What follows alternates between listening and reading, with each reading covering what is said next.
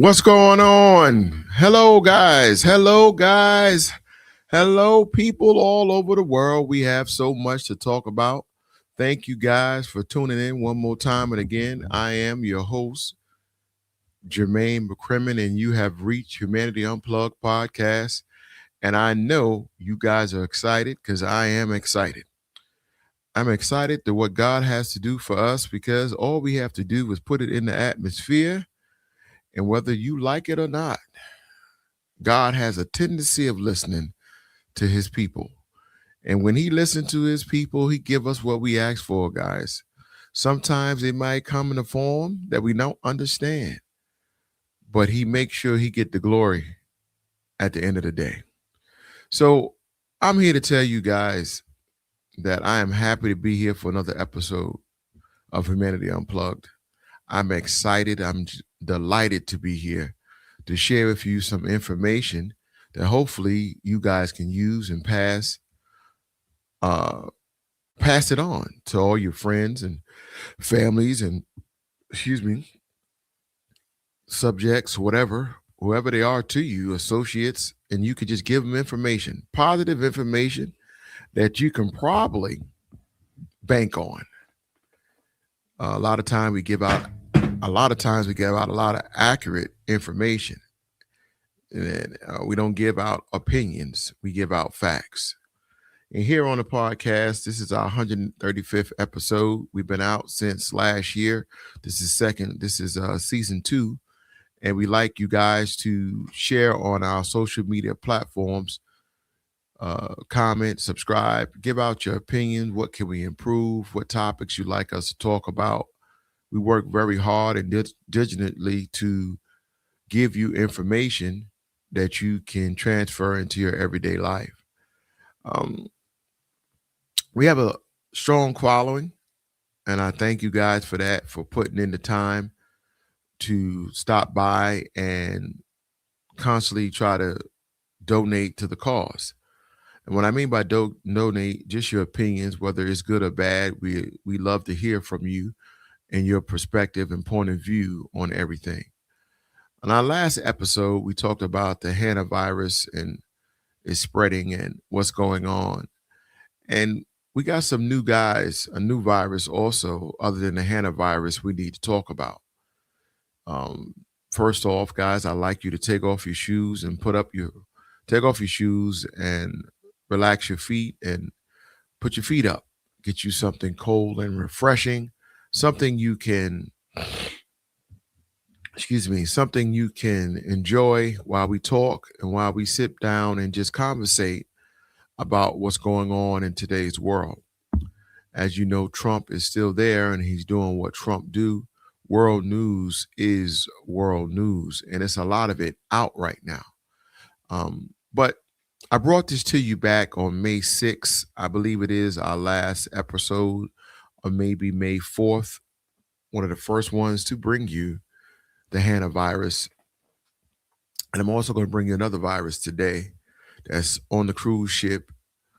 And it's quickly spreading, guys. It's quickly spreading throughout our country. It's going around and quiet is kept. They're saying there's no cure. Either you strong and your body deal with it or you might not make it through. And it's amazing that the Hantavirus been out for such a long time, but people haven't been getting affected by it. They weren't you know, going through anything deep into getting a Hantavirus. And we have to understand what is the Hantavirus and what it comes from, what it stems from, and how is it transmitted and things as such. So I'm gonna give you a little information, if possible, about it and what it consists of and how it's transmitted. And normally it's not even transmitted through um, humans. Okay, this is a rodent virus and is spread through the feces or the urine of mice and rats. Uh, Scientists have believed over time that it have been consumed by Americans by either inhaling it, touching it, perhaps just being in the area of where the feces and the urine is, and you inhale it and you get that stench, you get the hantavirus and you get it like that. Well, this was first detected not too long ago, actively detected in Argentina. Some people out there in Argentina on a cruise, they said allegedly um, went on an excursion. And scientists are saying it could only be picked up these two different ways. They said maybe somehow there was a excursion where people went to a cave or something, or maybe on the ship, deep in the bottom of the ship. Rodents do fester. They do when the ship do go to these different little islands, and they decide to dock and let the people off so they can go on the island and get gifts and understand the different culture and food, cuisine, etc., etc. These things happen where the rodents smell food on the ship. They climb the rope that's anchored to the island's dock, and they get on the ship that way. They take that risk of doing that. Now, allegedly, this is what said it's happened. I really doubt a rat or mice will cling onto your clothes and go back to the ship, but that could happen as well. But the most logical understanding is the rodents probably climbed the rope that was anchored to the dock and got through the vessel and got on board like that. And these rodents, uh, they were able to drop their feces and urine, and it was transmitted through like that. Now, allegedly, and you look at what took place a couple weeks ago, first it was 150, it was 170, 130, whatever number you want to put on it, put it there. It's irrelevant at this time because it's not on the ship no more. They found traces of Hantavirus in Georgia, Nebraska. It's all over now. United States have been hit with it. It's here. Hello, hi. We're here. Hello, hello, hello, hello, hi. We're here. It's here. It ain't going nowhere. We're just saying hello. We're stopping by. We're doing a audit. We're gonna stop by the communities. We're gonna stop by the hospitals. We're gonna stop by all the cul-de-sacs. We're gonna stop by and we're gonna say hello, hi, how you doing? So now they did that. People are dying. The first two people affected are deceased. They're gone. Just like that. Hello, goodbye, good night, drive home safely. They are already buried. Let's be real. They're not even, you know, there's no viewing of the body. Okay. I see you later. Put you in the box and God bless you. It's gone. The man that got affected by it, he died. His wife, sad they were married for years. She brought him back to the States for proper burial, respectful thing to do. She got affected. She died at the airport. She collapsed at the airport. So now she's at the airport. She collapsed. Everybody there is damn near infected, you know, and now that's a bigger problem, right? She's in the hospital. She dies. The biggest issue that you have with this transmitted disease is that it takes 8 weeks for it to be detected. And now you can go around and chill and talk and high five your friends and fellows and coworkers, and yet 8 weeks later, you just got detected or inkling that you might be sick, feeling like the flu, and the next thing you know, you're on a respirator and you're cashing out. It's bad. This is what happens. It's sad. I don't wish it on nobody. God forbid, you know, it make you think about what you got in order. And let me pause. Let me give a shout out to our sponsors, which is myself. Um, for those of you that have kids, for those of you that have loved ones, aunts, uncles, nieces, nephews, anything that you care about, the last thing you can do is pass away and your life is not in order. Get some type of life insurance. Don't be afraid to set things in order. There's so many people that are suffering after the loved one is gone, still grieving the loss and still going through the motions. Nevertheless, they got to deal with whatever leftover mess you may unintentionally left them to take care of. That like it's like opening the wound all over again. Please, Jordans are not that important.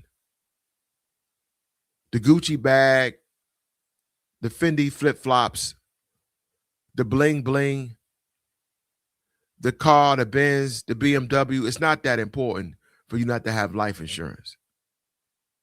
You spend all this money on the syrup, the weed, all this other stuff.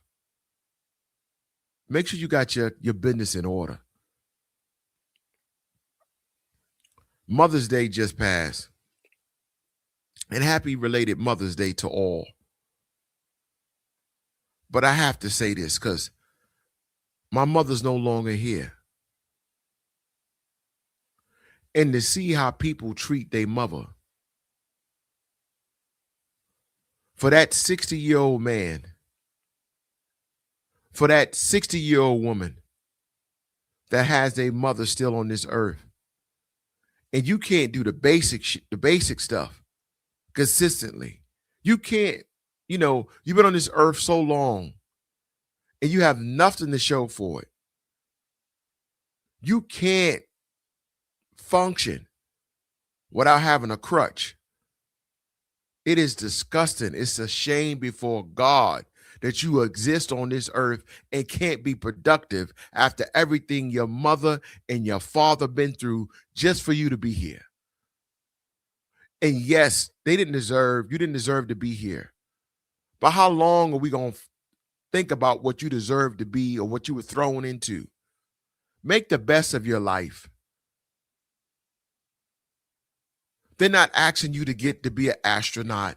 They're not asking you to be the next Jeopardy wizard.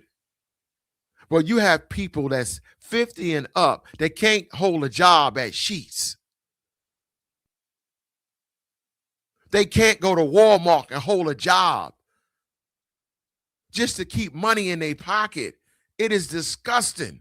A shame before God that your mother, your mother's mother, the ancestors, everyone have went through so much trial and tribulation just so you can have freedom of speech, freedom to take a deep breath, to go to the store and get a cold one. And you can't maintain some type of decency at the age you are now to reach out and say to your mother, whether she's right or wrong, Happy Mother's Day. Or to your father, Happy Father's Day. Or just to have the decency and say, you know what, I'm going to do something with myself and maintain myself. I'm tired of being a burden on somebody. Like, how selfish, how ignorant, how self-centered can you be? So for you to have a life on this earth and not have some type of business in order, it's a shame. Don't do that to your loved ones. Don't leave them in a muck.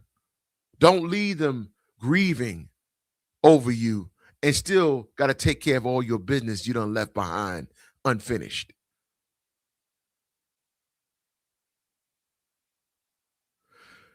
All right. I'm done with that. I'm sorry. Hey, listen, Mother's Day was rough for me. My mom wasn't here.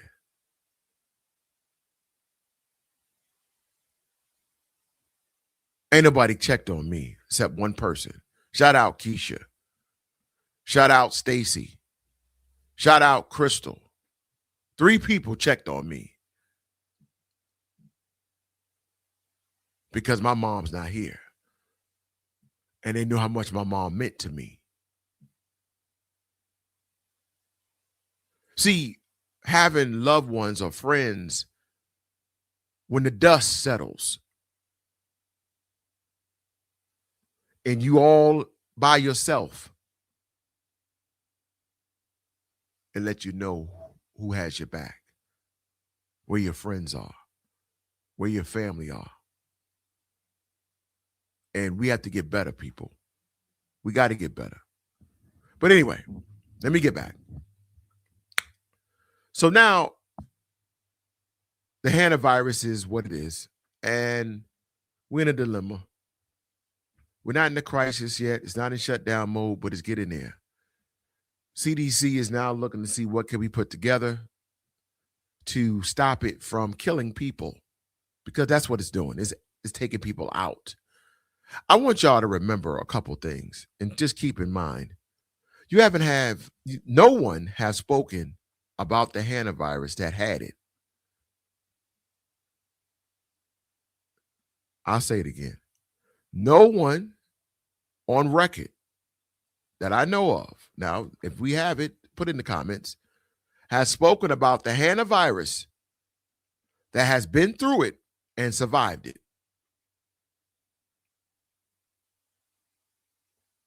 So until you find me somebody that's had it and survived it, don't tell me it's not worse than COVID. Because COVID-19 got people that survived it, that had it, went through it. They're still here. Now, whether they're better or not, who's to say? But they're still here. I haven't seen one person yet that had the Hantavirus that is breathing to talk about it now. So when America or news or whoever allegedly come on the news and tell you, don't worry about it, it ain't like COVID, hello, hi. Show me someone that's had it that's still breathing. Because everybody that gets it so far, they go to the upper room. They're up there in the clouds. They're gone. They're not here no more. I fly away, oh Lord, I fly away. They're not here. So please let me know if we have some survivors out here that can help us understand what in the world's going on. Because the news telling you one thing, and then the news telling you one thing. So I don't know. You tell me. All right? I don't know. Check this out. This is for you guys. Passengers disembarking overnight from the cruise ship linked to a deadly Hantavirus outbreak after arriving off the coast of the Canary Islands. At least 17 Americans are among those that are being evacuated as officials race to keep the virus contained. Chanley Painter here with the latest. Chanley. Hey, good morning. So the 140 passengers on board the Hantavirus-plagued MV Hondias are now disembarking in groups by nationality via small boats of up to 10 people. This after the cruise ship arrived in the Canary Islands off the coast of Africa a few hours ago. The World Health Organization is reassuring people on the island that there's no risk to the public, and Spanish health officials say the passengers all remain asymptomatic.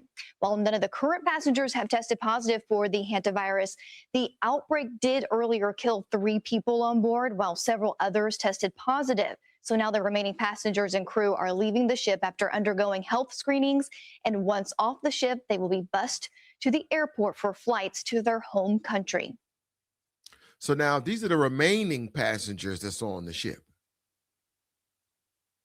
Remember, people already been going home since last week. Instead of containing these people for 8 weeks on the ship, it would cost too much money. People would lose their jobs. You know, things would happen. And they're not doing that. They saying wrap some garbage cans around you, some plastic bags around you, put some of these little soft masks on and get their asses back to the way they need to go. If they get sick while they're over there, the hell with them, they over there. That's all this video shows. This is, again, not like COVID. We've handled outbreaks like this before. I think in 2018, there was an outbreak in the United States. My message to the American people is, please don't worry. This is, again, a dynamic type of situation. And the goal is for all of the repatriation flights to take place on Sunday and Monday. We do know that there's a weather system that's coming in, and I think they want to do all of the repatriation before that comes through. So you heard that? It's not even about making sure everyone's safe. There's a bad weather coming in, and if it hits, they're going to be stuck out there longer. So they want to get everybody where they need to be, so the weather won't prohibit them from being where they need to be. The weather. 17 Americans on the ship will now be flown to Nebraska, where they will be monitored by a CDC team. And let me tell you, 2 of them already dead that landed over there in Nebraska. 2 already dead. And currently 6 states are monitoring cruise passengers who previously disembarked the ship. And the outbreak of the rodent-borne illness sparked global concern over a possible wider spread when the weeks-long Atlantic cruise spiraled into a nightmare after it departed Argentina in March. Authorities say an elderly Dutch couple carried the rare Andes strain of the virus after contracting it in Argentina last month while visiting a landfill overrun with trash, known for a pilgrimage point for bird watchers. Guys, back to you. All right, Shanley. Thank you, very much. Shanley. So now, as you just heard, a pilgrimage, 2 elderly people, they went, it was actually a dump. And at that dump site, allegedly, you have trash, you're going to have rodents, the piss, the feces, heavy. It was, and so be it, so forth. 2 elderly people got it. They went back. We can't blame the older people. When you get older, you want to travel, you want to check things out, things happen. Listen to this, another part. Here we go. Clear. The American passengers and the one amongst the French returning to Paris yesterday, they said not at all. What's remarkable is that they managed to coordinate all of these agencies to have these pretty quick and pretty effective evacuations with all of this follow through back on their own home soil that has allowed them not only to be identified as possible positives, but also then contained and followed by medical authorities. Interesting details we've been learning as well, Sarah, about that suspected positive American case. This is someone who was identified early on the cruise ship for having been in contact with one of those. That American passenger had been closely followed. 2 of his tests, So we got, I'm sorry, I had to interrupt. I got to read this. It's 17 U.S. American passengers, 5 French citizens, 14 Spanish nationals, 20 British citizens, and 1 Japanese person. 16 Germans. Out of 17 American, 1 presumed positive, and 1 showing. Out of the 5, 1 positive. Out of the 14, none. Out of the 20 British, 1 none. 1 German citizen and 1 Japanese, but neither one of those 3, those 20, and then one, none of them were infected. National are being monitored in the U.S. medical facilities. 16 passengers are at a specialized quarantine unit in Nebraska. Moments ago, Nebraska's Governor Jim Pillen spoke about the situation. We have walked hand in hand with our federal partners from the White House to Secretary Kennedy to the CDC and all of their great teams. Omaha, I Nebraska. am satisfied, and Nebraskans can be, that the rest of America can be satisfied that there is a strong plan in place and to ensure the folks are secure for their initial assessment. And we're working diligently to ensure no one leaves this security in an unsecured way at an inappropriate time. 2 other passengers have been transferred to Atlanta's Emory University for assessment. Imagine being able to build an. So now you found out that 2 have been transferred to Atlanta for further assessment because they might have an issue because it's serious. Considered probable. Meg Terrell is standing by for us in New York. But first, let's go straight to Melissa Bell, joining us live now from Tenerife, where the MV Hondius, that cruise ship, arrived on Sunday. So, Melissa, we were learning from Sebastian Lecornu that essentially 1 out of the 5 French passengers on board that cruise ship started showing symptoms. It's believed to have the hantavirus. What more do we know? Well, this is one of the 5 people brought back to Paris yesterday during those evacuations over the course of Sunday.